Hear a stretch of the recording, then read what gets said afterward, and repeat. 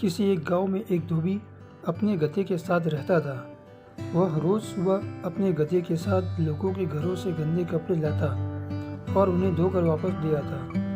यही उसका दिन भर का काम था और उसी से उसकी रोजी रोटी चलती थी। गधा कई सालों से धोबी के साथ काम कर रहा था और समय के साथ साथ अब वह बूढ़ा हो गया था।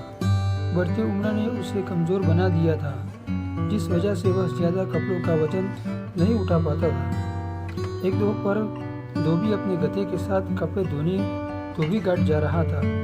धूप तेज थी और गर्मी की वजह से दोनों की हालत खराब हो रही थी। गर्मी के साथ साथ कपड़ों के अधिक वजन के कारण गधे को चलने में परेशानी हो रही थी। वो दोनों घाट की तरफ जा ही रहे थे कि अचानक गधे का पैर लड़खड़ाया और वह एक गहरे गड्ढे में गिर गया। अपने गधे को गड्ढे में गिरा देख धोबी घबरा गया और उसे बाहर निकालने के लिए यत्न करने लगा। बूढ़ा और कमज़ोर होने के बावजूद गधे ने गड्ढे से बाहर निकलने में अपनी सारी ताकत लगा दी, लेकिन गधा और धोबी दोनों नाकाम रहे। धोबी को इतनी मेहनत करते देख कुछ गांव वाले इसकी मदद के लिए पहुंच गए, लेकिन कोई भी उसे गड्ढे से बाहर नहीं निकल पाया। तब गांव वालों ने धोबी से कहा कि गधा अब बूढ़ा हो गया है, इसलिए समझदारी इसी में है कि गड्ढे में मिट्टी डालकर उसे यही दफना दिया जाए। थोड़ा मना करने के बाद धोबी भी इस बात के लिए राजी हो गया। गांव वालों ने फावड़े की मदद से गड्ढे में मिट्टी डालना शुरू कर दिया।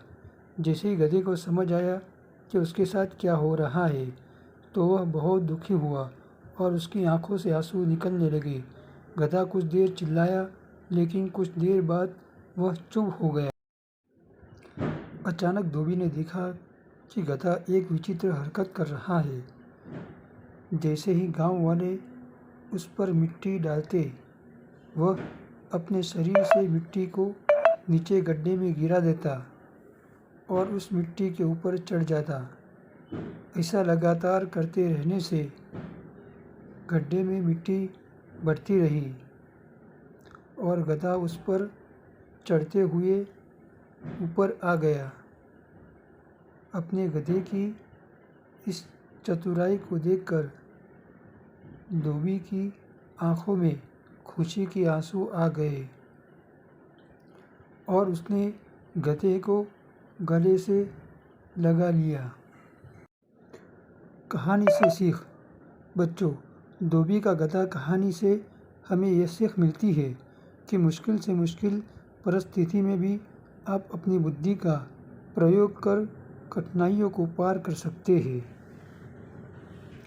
दोस्तों, कहानी अच्छी लगे तो वीडियो को लाइक करें और ऐसी ही कहानी सुनने के लिए चैनल को सब्सक्राइब करें। पूरी कहानी सुनने के लिए धन्यवाद।